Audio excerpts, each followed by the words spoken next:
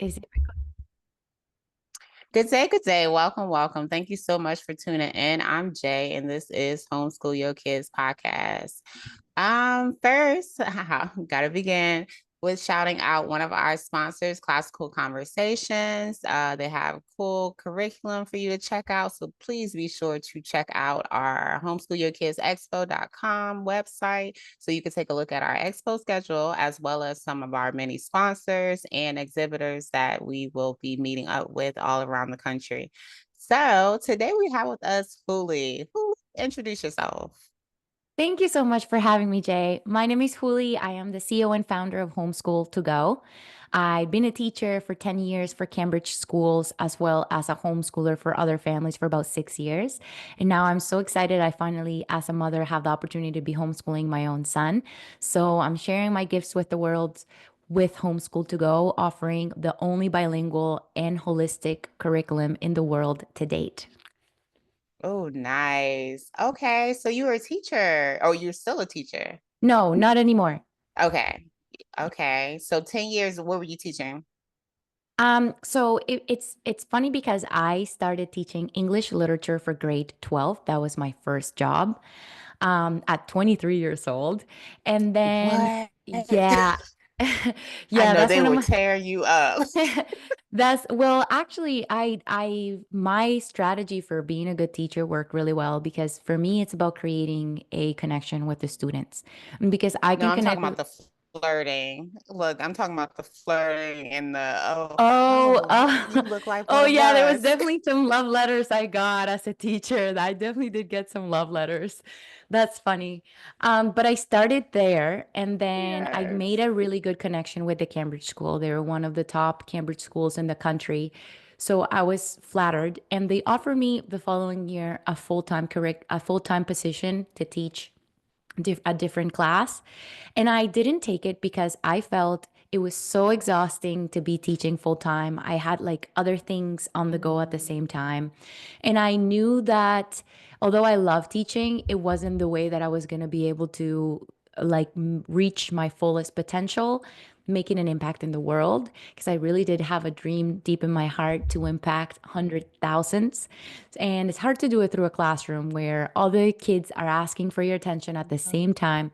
So the school was like, okay, we won't hire you full time. Would you still let us hire you for little pockets whenever we need, like as a teacher substitute? And it ended up being so that they would need like a teacher for a month, for 2 months to replace certain leaves within their kindergarten all the way to 12th grade because that's how schools work in Colombia.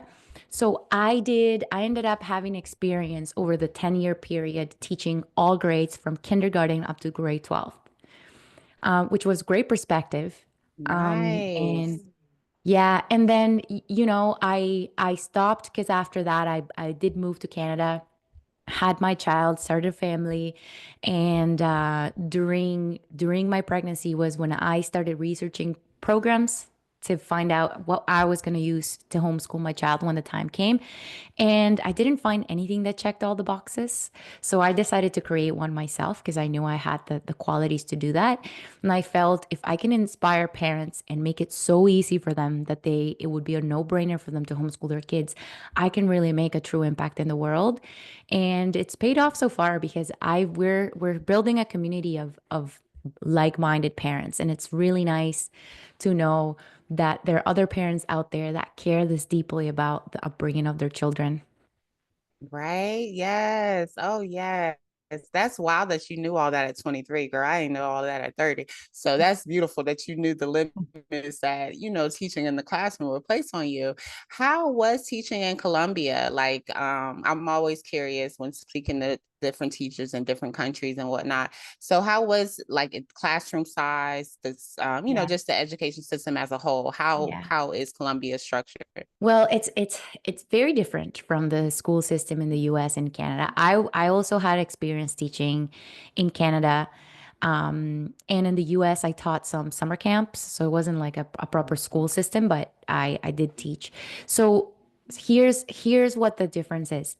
The public school system in a developing country like Colombia is so broken. So Mm, essentially, if you want your children to have any kind of true opportunity, you're going to be looking at private education. Now, the private mm, education market is super saturated. There's lots of private schools because the public school system is not that good. So then, sorry, just so then what that creates is there's a lot of private schools. And I had the fortune to work at one of the best ones. So the classrooms were not that big, but it's still beyond the ideal.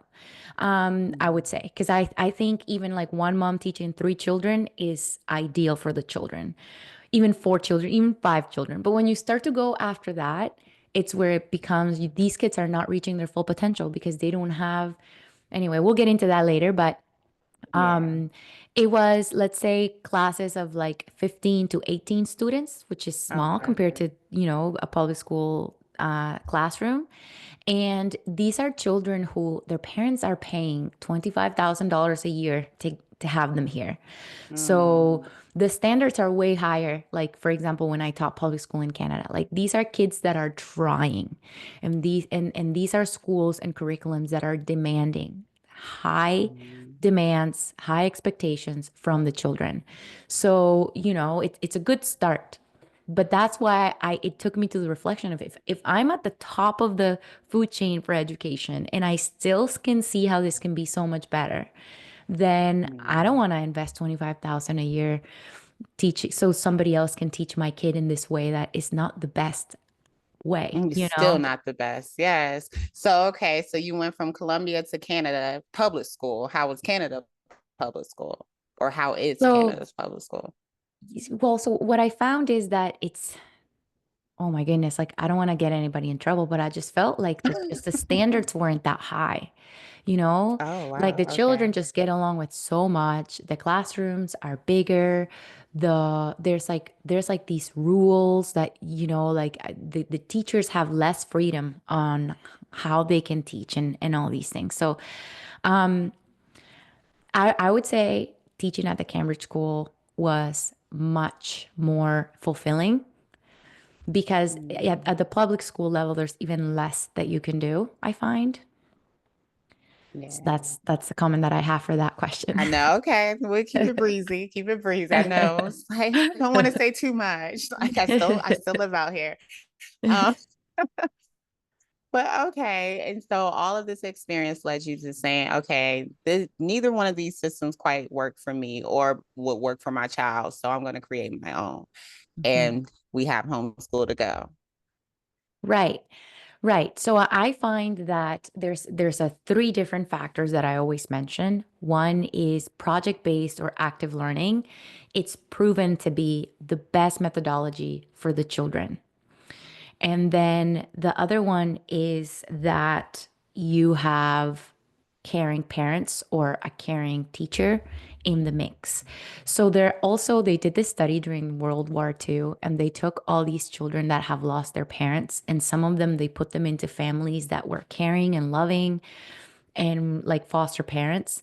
And then other ones were just sent to a foster home and other ones were sent to just like let's say homes that perhaps weren't that caring and they compare those kids to the kids that were growing up with their parents. And it turned out the kids that had the caring parents or the caring foster parents had the average speed at which their brains were growing was considerably significantly higher, significantly above the other groups.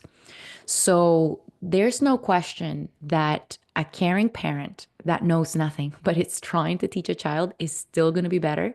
That teacher that knows everything but scares the child and makes the child be afraid of learning. Like if you Right. wound that relationship with learning for a child early on, that's going to have long-term repercussions that are going to be really hard to heal.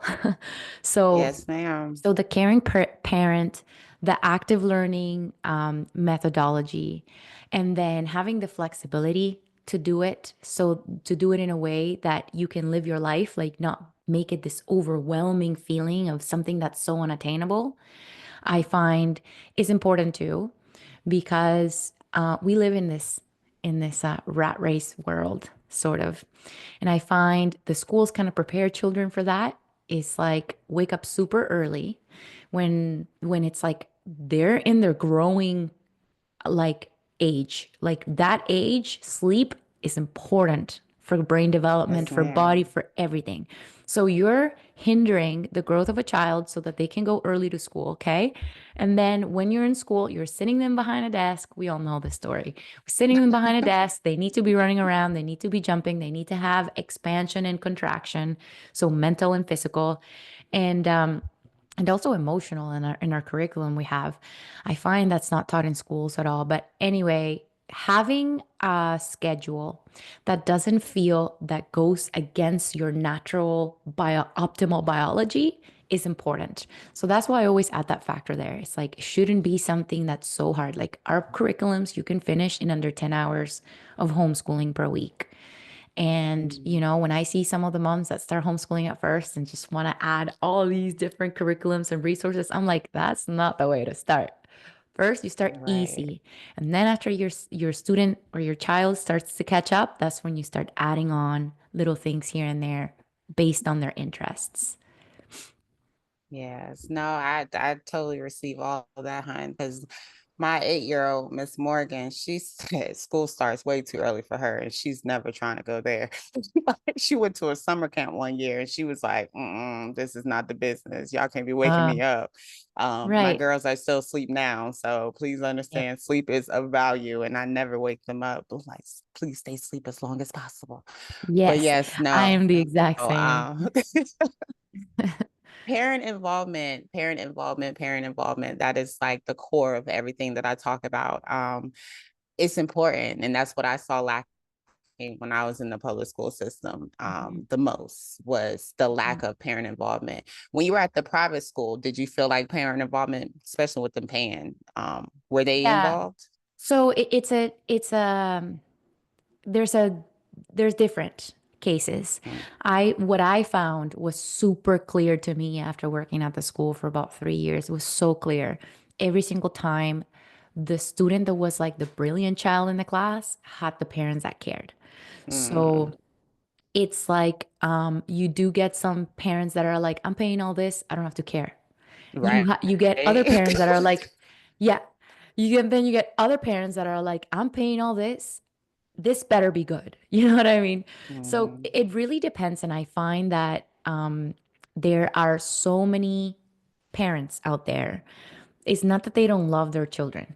It's just that they have been conditioned to work so hard that they think the way is to put their family second. Like, I don't think there's any person, any mother Mhm. out there that didn't feel a little bit of pain, at least a little bit of pain when the maternity leave was over and they had to leave their little baby that still wanted them around to go to work. I think that's a really hard transition for every parent.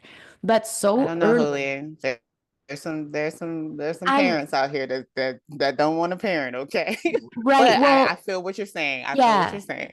I We're feel talking about like the ones that, yeah, I get yeah, it. and I think it's the majority of the cases. Like there's some small cases of Yes. people who okay they weren't meant to be parents, but I think the majority of the cases they do it because they think that's the way they have to do it, and it's just another example Yes. in which society disconnects the family from each other. You know? And so maybe the mom cares so much for the first week and then gets used to it and then likes it. But doesn't mean that was the initial natural instinct. You know what I mean? I Yeah. feel like our society is set up in such a way to create distance between the families. Indeed, indeed. My girls were talking to their bonus mom yesterday, their dad's wife, and Mhm. they have a little sister with her. She's 3. And so my oldest, Miss Kenny, she's telling her, you should homeschool her. She's like, oh, she goes to school now? You should homeschool her. And I'm in the front seat because they're talking to her on FaceTime in the back. And I'm just Yeah. like, oh my gosh, here we go. And so she's like, well, no, she needs to go to school because I don't think I could do that all day. And Kenny's like, well, me and my mom and my sister, we just do it like 2 hours a day. Like we don't do it all day. You don't have to do it all Right. day. And she was like, well, I have to work though. And she was like, Yeah. well, And I'm like telling her, like, stop. Like, I'm trying to tell her, like, stop, leave her Yeah. alone. Yeah. But No. it is, society is set up to separate Yeah. us because working has to be a priority for someone. Like, you know, it's Absolutely. for most I now, think in the modern world especially there are ways that you can like you can adjust. Like it's like we have this ingrained in our brains from the past generations, but it really doesn't have to be that way anymore with technology and all the different modern indeed. careers that are available.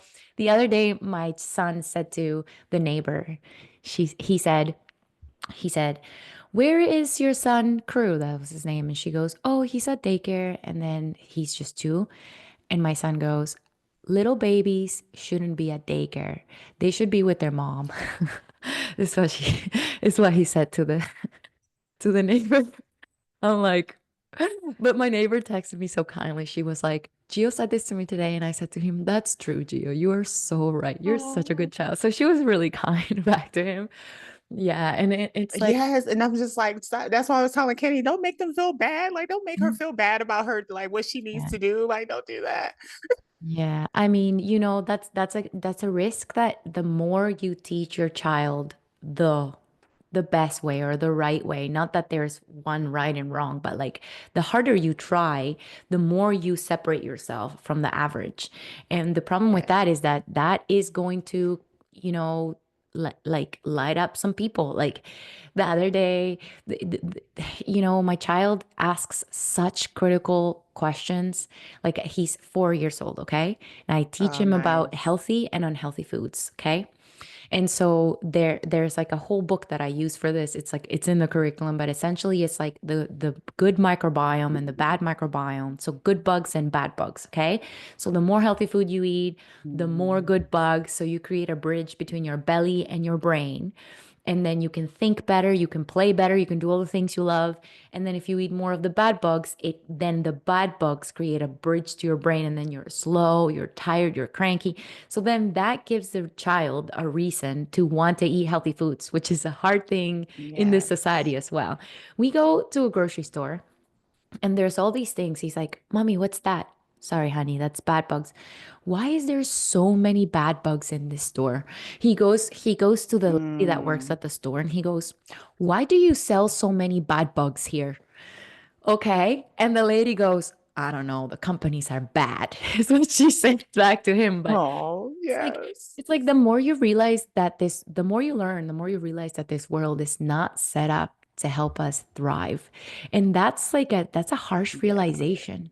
And it's harsh also for a child. Like it it's like, is. so I try to obviously always bring in the light aspects of it. Like, like we're trying to change the world. We're the ones that are here to change it because we're thinking different, but we are going to think different than most. So you have to be respectful, not to impose your thoughts on anybody because Yes. they will adopt those thoughts when they're ready. Yes, yes. I had a guest talk about worldviews and how important it is to not try to basically have someone jump on your worldview from their Mhm. worldview. And she Yeah. did like a whole little model and everything. And I respect that so much because it is a lie. I tell people like you're talking to people who have been thinking this way for 30, 35, 50, 55 years. And you think that just because one conversation, they're just Yeah. supposed to go with your like, Yeah. oh, what you got going on? Like, oh, okay, yeah, no, they've been programmed, like you said, they've been That's right. conditioned to do and move and react and like do the things that Yeah. they do on a regular because that's all they know. Hmm. Yeah. Yeah, so So I guess tolerance, but that's another factor. Like when you look at the studies that homeschool kids are really good at. Like kids in the schools, they are all about collective thinking. It's like if you don't think like me, you're rejected, you're bullied. girl. Whereas like homeschool kids, they're so used to being accepted the way they are. And then so when they are exposed to other people that think different, it's normal to them. It's like, "Oh yeah, I'm me, you're you. We can both be whatever we want." And there's no judgment. Yes. So it's funny how that works, but Also, it's because little kids shouldn't be in school, like biologically is not good for them because they're looking for belonging. And so, because there's more Mm. kids than teachers, then they're always going to look for belonging among peers. And the peers are not equipped or trained to guide anybody. So, that's why they end up teaching each other a lot of stuff that, kids come back from school with all these behaviors that parents don't necessarily agree with, but it's because they don't have enough role models around them. Like the teacher can be the best teacher in the world, still not enough of them, you know? Oh yeah, no. I know my 10th graders used to bully each other about how they ate their noodles. Like because we used to sit in the Socratic circle a lot when we read, because I taught English also. So whenever it was time for us to read like plays or read different stories, I would set the desk up in circles, and sometimes they'll get, on other topics, of course. And I Yeah. remember them fussing at each other about how they ate their ramen, their noodles, and Oh like, my oh, goodness. that's nasty. How can you do that? And all this stuff. And I'm like, hey, everyone, like how you like your stuff is how you like your stuff. It doesn't make them wrong. It doesn't Yeah. make you right. It's your preference. Why you Yeah. get mad at somebody because of what they want to eat? Like, stop it. Crazy. But I love that you said that too. So you were yeah, a 10th grade teacher?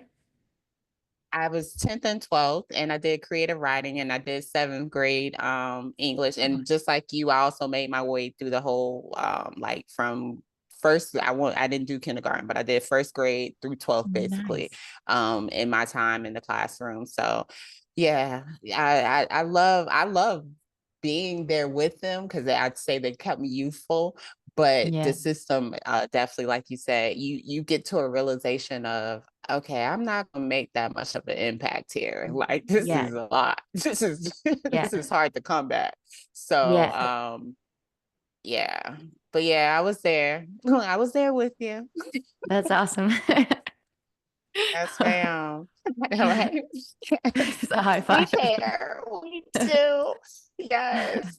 But it's a lot. It's definitely a lot. And like you said, the whole what did you call it? But the group thinking, that was my issue with Yeah, the especially group. my 10th graders. Like as soon as one person says something, it's like, oh, okay, yeah, that's it. Or them being afraid to share their opinion Yeah, because they're it's their afraid of what survival. someone Like else is saying. this is how they're going to be able to make it through high school by making everybody believe that they're like them. That's like Like it's this. belonging. It's Yes. literally we need community in order to thrive. So when you're in a jungle with all other kids that are your exact same age and no one's more mature than you, then you have to pretend. And you know what? That creates long-term is anxiety because you learn that to have friends, you need to quiet yourself, which it's like, Hmm. oh, I'm gonna go to a group. Oh no. And then you start to be anxious because you feel like you can't be yourself around others. And that's why social Yes. anxiety is so common these days because all the people coming out of schools. Yeah, no, I agree. And I always like question like, okay, is the child that's present in school your child, or is the one at home the child that you know? Because a lot of parents, you get to talking to them, and it's like, that's not my child. My child wouldn't do that, or my child. And I'm just like, well, they do it here. Okay, know that. Like, I don't know what they're Yeah. doing at home, but know that they're doing it here. So it's just Yeah. like, okay, how did they get there? Yeah. It's like, do you really But know it's your child? friends. Yeah. Yeah. Exactly. Yeah. Yes. Yeah, because if your child Yeah. goes to a place the same time most of the week, like Monday to Friday, for the majority of the day, and then comes back to you at the end of the day, like for supper time, do you really know them? Because you're only getting like the residue of the day with them. Yes. And then think about the questions that's asked, like, oh, how was school today? And they're like, oh, good, It fine. was fine. It was Yeah, cool. Yeah. yeah. It's like Like because that's all that's you get. You yeah, wrap up 7 hours with it was fine. It was yeah, good. exactly. Like you're missing out on so much, you know? Yes, And yes, yeah. yes. I think Yeah. it's important to develop that like round table conversation with your kids. Like I also have a unit on that in our program because a Nice. family council is important and creating trust with your child is important. Like you don't want to just be an authority. You want to empower them to be leaders. So they have to have a space where they can speak. And if you start that early on, you'll never be able to shut them up, Oh, oh and yes, that's a I good know. thing. You want them to use their voice. I mean, that's what we say. His girl, my 11-year-old, give me the run for my money, honey. Well, I'm not comfortable with that. Are you saying that? Are you trying to make me do something that I don't want to do? Like, Yeah, it's good. You but should yeah, be able, no. you should be able to argue, and like team thinking is also important. Like a family is a team. So there's times where you Yes. have to sacrifice yourself for the benefit of others. Just like Yes. sometimes others will sacrifice themselves for the benefit of you. That's how you thrive as a team. So, Yes. yeah. Yes, ma'am. I call him my gang. Look, Yeah, I I love call him my gang. Look, team. Yeah. Gang. That's it. gang. I love it. So would you But tell me a yes. bit about how your events go? I'm really excited to come and see what it's like Oh, and thank you. Well, basically we have a lot of it's community based. Like that's the purpose of it. So we have a vision board area where families can come and sit and make vision boards together. We have speakers that leave you with, feeling inspired because they share their journey, they share what they do. And then we have a bunch of exhibitors, of course, that like to share resources, educational resources. Then we have a kid area where kids can mingle and socialize, what they think that homeschoolers don't do and go over there Mhm. and do that together. But it's just fun. It's family fun for all. It's just community based. So even if you don't homeschool and you're looking for different educational resources, it's a great place to come and just learn what other options you have. I'm all about That choices. sounds I feel so like, fun. So what are the thank age you. groups that you Yes, we normally need welcome? choices. All ages, K through 12th. We have Oak Meadow comes and do their curriculum. We have, like I said, classical conversations will be at most of the expos this year. It's all ages. It really is. We have something for everyone. That's amazing. I love that. So I'm excited. I'm so thank excited. you. I am too. I'm excited about this year. The amount of I don't even like the buzz. Like it's like, Mhm. okay, this is our third year doing it. And now it's like, okay, I'm putting out the flyers and people are responding, Yeah. registering, everything. And it seems like everyone's excited too. So I'm like, I'm super Yes, excited. let's And I go. hope And more you're people touring make all vision through. boards because I really love vision boards. I Yeah, love we just made our vision boards like as a family last night. I had some friends over and I had my really son. We're all doing like we have a vision board project with our students. So all of our students are doing it right now. And then when we do our virtual meetings with the teacher, they all show it. But it's like it's a nice. really cool like approach when like if anybody's doing their vision boards, like I guess we're gonna be doing new ones there. Yes. I take the biggest table in the house and I roll out craft paper and wrap the whole table with it. And then we all bring our photos. And so we're just like all standing around the table doing things and talking. And it's like, it's just such a nice activity that brings people together, Yes. talking about what they want to do. Ah, I love it. So, yes. Yes. So homeschool to go because you will be present to, talk to families, mix and mingle, Mhm. and hopefully get you on to speak for a little bit also. What let's talk about homeschool to go. How did this, brainchild of yours, how does this work? Oh, yes. So my our mission is to make high quality education. So Cambridge, Waldorf, Montessori, which normally through private schools, parents can only access if they pay 700 a month or like Montessori 700, Waldorf is like 1,000 with like a 2,000 retainer at the beginning. Cambridge, like I was saying, like somewhere around 25,000 a year. These are very expensive education models because they're so good and they're ahead of the curve for the rest of education. So because I had the experience teaching there and I saw firsthand how much they work, I was able to create a curriculum like that a parent can adapt to their lifestyle, like a flexible, so you get from all the way from pre-K to grade 8. You get then after, in high school it changes a little for reasons we'll talk later, but you get a weekly package that has 5 to 7 activities that the parent and the child can also participate in the choosing what they do. So if they do one a day, even for 4 days a week. It'll take them somewhere between an hour and 2 hours. And in that project, they will be hitting literacy milestones, math milestones, social studies, like the entire curriculum. The only thing that it doesn't include is American history. So for the states that require American history in their mandate, we offer them resources that they can use to complement that. And it's something that they maybe can finish up in a month for the whole year, you know? So essentially it's really cool hands-on active learning projects that they're doing in a little bit of time. The parent doesn't have to plan because it's already all planned so that they can just sit down, read together, and get it done. And then we also do a monthly call. So for every 25 students, we assign a teacher. So that teacher is in charge of watching the progress that each parent has with the curriculum because they access the curriculum through a platform so the teacher can see what each family has done.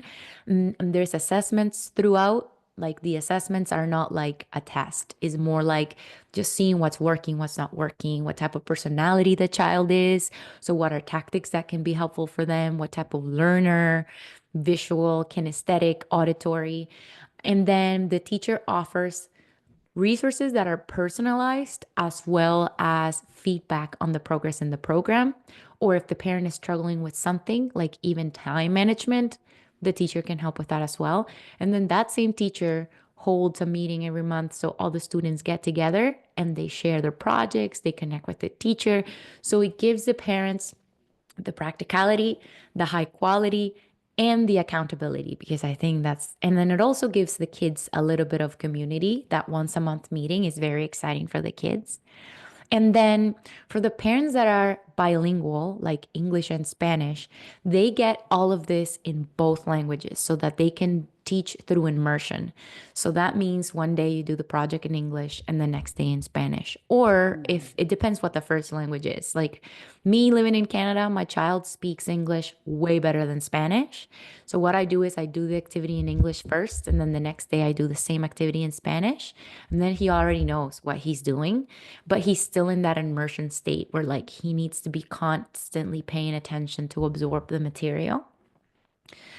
So, yeah, does that explain it more or less how Homeschool to Go works? For the most part. Okay, so because you said each for every 25 students, a teacher is assigned. Are these all ages? How are you grouping these students? Yeah, so the ages go kinder to second, Okay. so third to fifth, and then sixth to eighth. So Okay. that's how and then the high school students, like so each, I normally so far, I have kept the teachers working within similar age groups. Um, Me, for example, I still have my group of students that I work with because I love it. I never want to leave that aspect. And I have a group that's K to 2, and then I have another group that is 3 to 5. And then I also have a few students in the high school area. Okay. So I usually because you'll have teachers that are experienced in one age group. So I'll just keep their group, their families all within that because that's the expertise of the teacher. I also have like classical Gotcha, conversations gotcha. is a Christian curriculum, isn't it? Yes. Yeah, there's a lot of Christian families in the homeschool world, and I love that. I'm Christian myself. So what I do is I like when there's a lot of families that are Christian, I group them together with a teacher that is also Christian or like is familiar with those principles so they have something in common to create a community over. So I'm very strategic with the ways that I group people together, but as we grow, I'll probably continue to do that for the benefit of the communities. Okay. The curriculum, are you creating this curriculum or are you because I know you said it's personalized, right? Yeah. Yeah. So, So mhm. I created it along with a team of um, three other teachers. So four of us total created it. And we all had the experience of like I have Montessori and Cambridge experience as well as a little bit of Waldorf, the other teacher Montessori, the other teacher Cambridge and Cambridge. So between the four of us, I told them this is what we need to check off. It needs to be flexible. Kids need to be able to have choices. And then we started creating it all. And then we also looked at like what is required in the states, in the different states, because we want to make sure we cover everything that is needed. So we made sure that we also tackle those checkpoints or those milestones. And yeah, so after high school, you know that the issue is that you have to start accumulating credits if you want to go to university.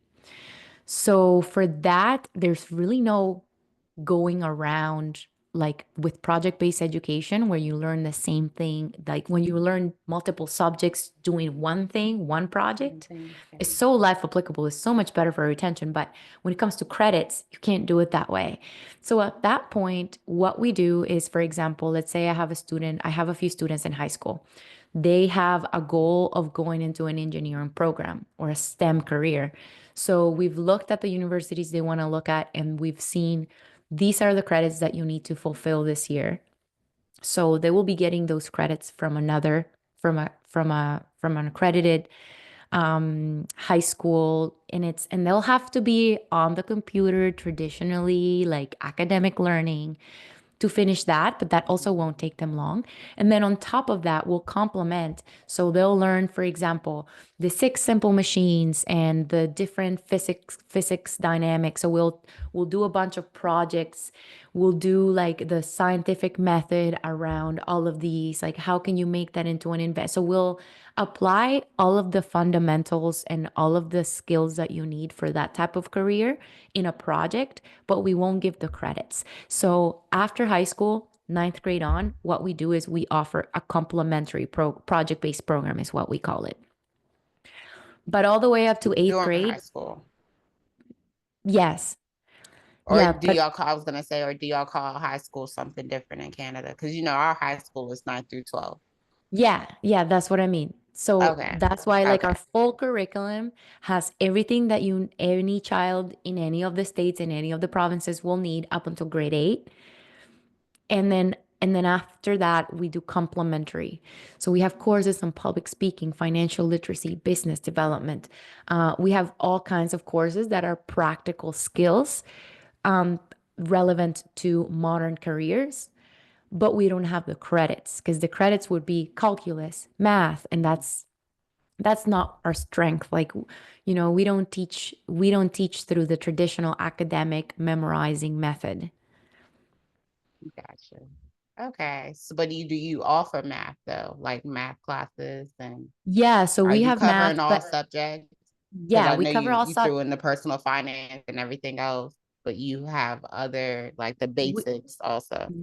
absolutely. So we cover math. The thing is, you're doing it inside a project. So to put it super simple, like a kindergarten level, you're learning pairs, evens, and odds, pairs, patterns, all these things. So we do projects that involve the math learning along with like stories that are about that. So they learn it through storytelling and they learn like it's all together. It's a project. It's a project that includes all of the subjects.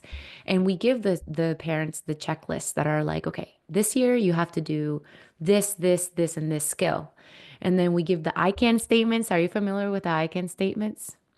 Yeah. Yeah. So we do the I can Yes. statements for each week. So like now you know what are the milestones of the week that you're doing with this project, but you don't have to worry about that because all you have to do is sit down with your kid and do the project. You right? So up until eighth grade, we're able to do that pretty easily. But once you get into high school, there's all these subjects that it's questionable whether they will be needed for everybody, like trigonometry, algebra too. Like Mm-mm. like like there is some value as far as critical thinking, but most of these students will forget this and not use it unless they're going to go into a STEM career. So why do you have to teach it to them all? And that's where we go into the personalized education. So as the students are going through the curriculum, We are noticing, is this a student that loves sciences? If this is a student that loves letters, is this a student? And we're asking this in the assessment so that the parents are acutely aware of the interests of the student. And we provide more Yes. resources and more projects based on that, because I believe that a high quality education is when you take the gifts of the students and you develop them so that they can offer the world their gift and they can offer value. If you can create value, you'll get money back. You'll be able to live a good life, okay? You'll get more than just money back. You'll get fulfillment, I you'll love get that. community, right? So the whole idea of, oh, you're behind in algebra, come sit down for 3 extra hours and do more algebra. That's like the way to kill a gift inside a student, inside a That's child. torture. Yeah. Yeah. Should be kind of actually. I didn't like math. I didn't like math going to school. But okay, so you said 10 hours you can complete the whole what assignment? How those 10 The hours for the week. projects, the projects, yeah. Okay. So that's basically like 2 hours a day if you do Monday through Friday. That's right. Exactly. Like what we say is it's going to be 2 hours a day, 4 days a week. So you don't even have to do a fifth day. Okay. Sometimes kids like that though, and sometimes the parents need to have that content. There's always more content we can provide. But like the fundamentals for them to be able to show their portfolio to the evaluator, like, you know how in Florida you have to have your portfolio evaluated by a teacher licensed in Florida? Yeah. And also in Virginia. So we've had this experience because we have a lot of families in Florida. And when the our evaluator goes through like the portfolio with the kids, she tells us, I've been doing this for 10 years and this is the best curriculum I have seen. She loves No. it. She loves us. So it's like, it's nice when you can give a high quality resource and like break it down in a way that a parent with no teaching experience can apply it in their life. And they're having fun, you know? Yeah, no, I love that. I love that. Sounds like Thank it's you. rigor, but it's also fun and entertaining for the child to grasp and to want to do it, basically. Like, because we want them to want to do. Yeah, I wonder if I could show you like if I could go and share my screen, I could show you like what an activity package looks like and then you get a better idea. Although I Let don't me know see. if you I don't know if you share this only in audio, because if it's only We audio, do then both, but yeah, I was gonna say we do both. We have the YouTube listeners and we also have Spotify and iHeartRadio and all that good stuff, like Apple oh, nice. Podcasts. So we have those people too. So audio, sorry, you guys won't be able to see, but Okay, I for the sent you the ones looking on request to share. YouTube, okay, I did. And now I'm going to show you, let's show you. So this is like the grade 3 homeschool platform, okay? So we're Okay. here and then the first module is a tutorial for how to navigate the platform, how to use it, how to schedule your days. Then you get the objectives. So these objectives right here is, sorry, I wonder if you're seeing, are you seeing the grade 3 skills and milestones? Yes, ma'am. Okay, so now this is like what we're covering as far as literacy, math, you and your world, which can also be social studies, science, social studies, art, music, and movement. So you see, it's all well rounded. So this is like, Yes. this is an academic document. Parents don't really have to worry about it, but it's good to keep it in your curriculum because it's important to have a plan. But then that's just kind of like a document that we need to have. But what the parents will see like day to day is this. So they'll have a PBL lesson plan. In grade 3, we start doing bi-weekly. So it's one package for 2 weeks. Then you see you Okay. have your teacher checkpoint. So that's when they go through their assessments. So I'll give you an example like week 5. So in the spring, they have the 10-week term is about farms. So they're learning math, they're learning literacy, they're learning social studies, science, all of it. But they're learning it through the topic of how does the food come to our plate? Like where does everything come from? So they study farms, which is a life Mhm. applicable matter that is important to learn about. So I'll show you week 5. Oh no, hang on one second. Mhm. I'll have to I have to go at it from the inside because You have to complete them in order. Yeah, exactly. Gotcha. Well, it's just because we need the parents to like these ones build on top of each other. So Hmm. the first page is the I can statements and the words of the week, the topics, little movement activities they can do. And there's a Waldorf technique, but basically, Waldorf, like if you give a child a lined sheet of paper from a notebook and a black pen, they will have to use no creativity to write down their assignment. But if you give them an open piece of paper and you give them colors that they have to use, so red, yellow, and blue, all of a sudden they have to choose what color is going to be my title. I can mix them to do my subtitles. My drawings are going to be this color.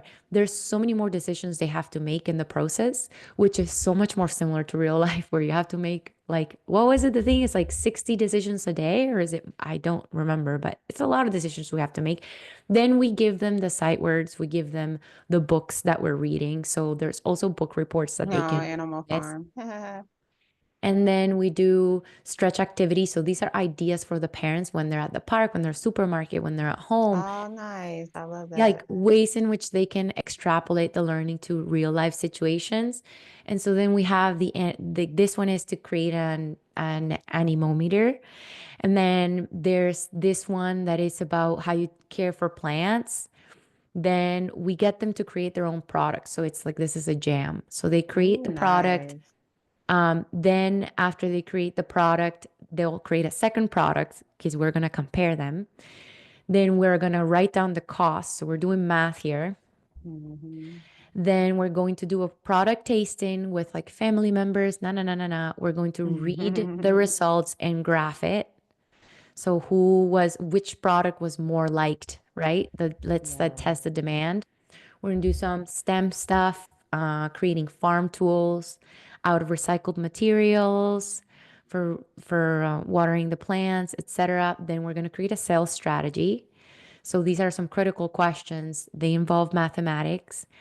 Then we're going to create a logo for our farm because they like one of the activities that they do in this curriculum is they go to a farm and they learn about what the farm does, what are the products of the farm, what's the difference between an animal and a vegetable farm or the industrial. They learn about all of that. And then at the end, we always do a reflection with critical thinking questions because it's known to make the learning be better retained. So that is what they would be doing in a span of 2 weeks. That is so dope. Like, I thank you for sharing that. Like, that is really awesome. And that was for third grade.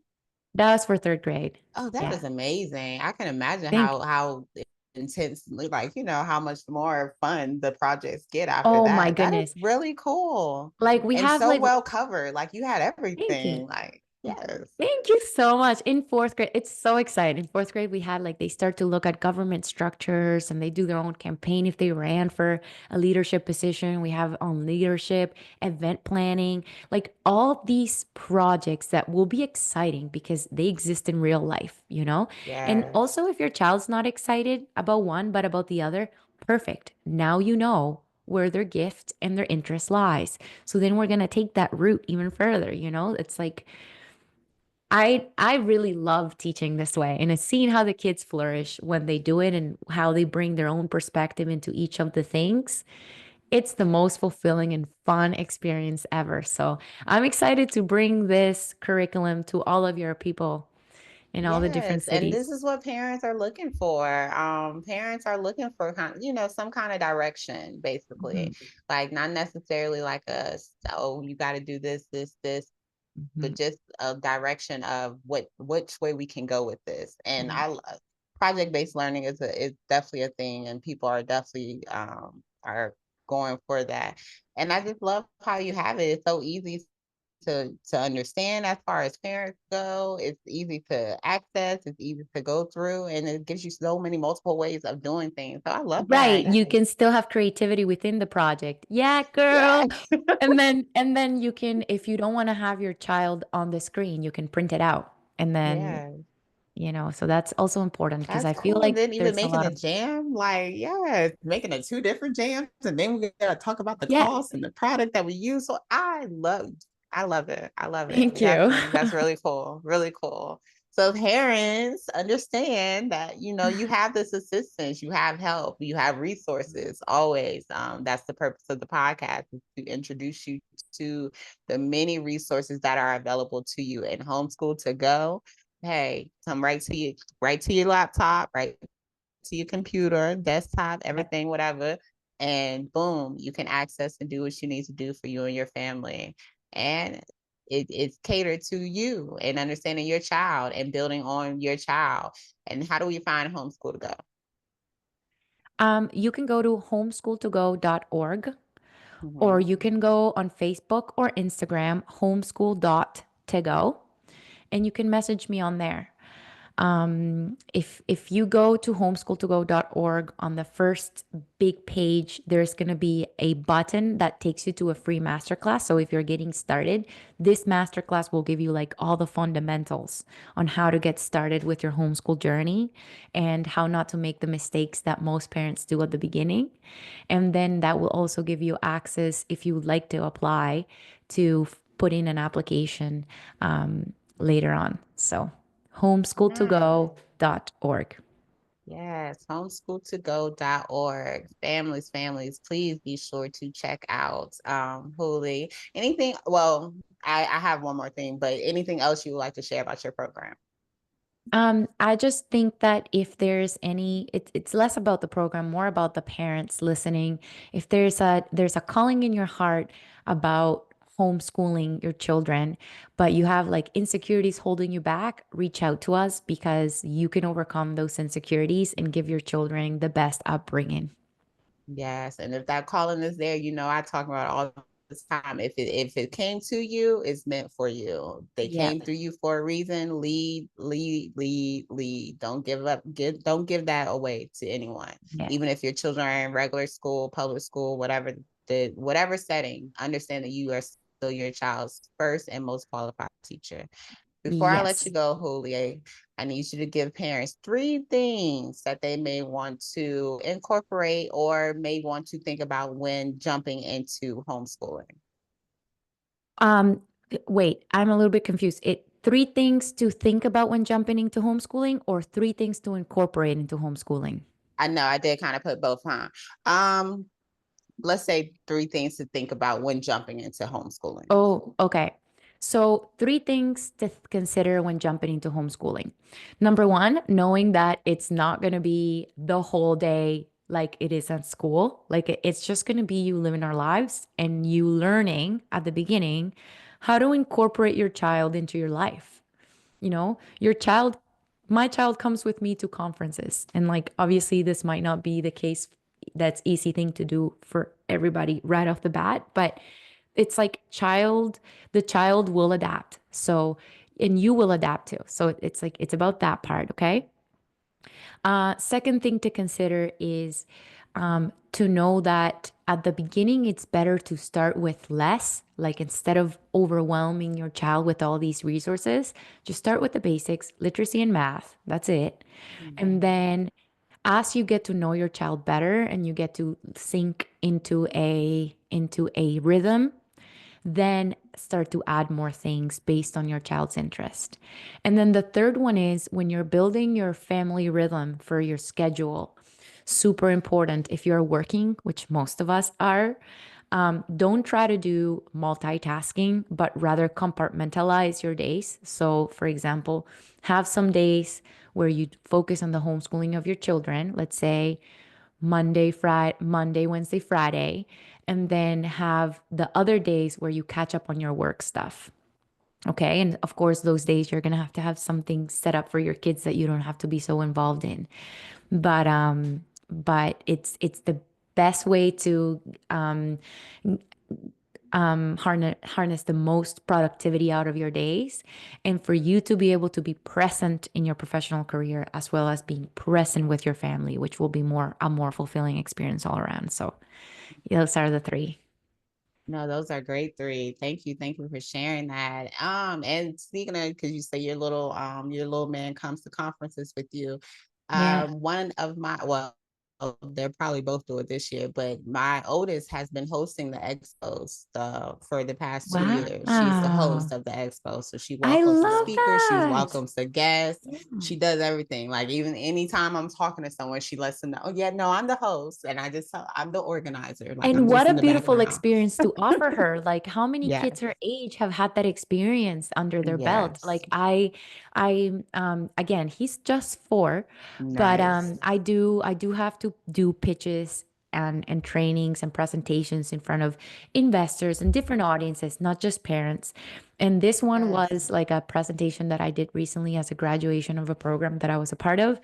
And I had to present, it was all corporate people. He's the only child there sitting front row. Oh, yes. And then at the end of the Yes. presentation, he came up to the stage and he was like, "Thank you for your time for Oh, this and blah, blah, yes. blah." Yes. That is Yeah. so important. Parents have to understand they're always watching. They're always watching anyway. So give them something good to watch. Like give them something good Yes. to take I in. love that. All Give him means. something good Yeah. to watch. Yes, Yeah. honey. But Yeah. yes, my motto, homeschool your kids.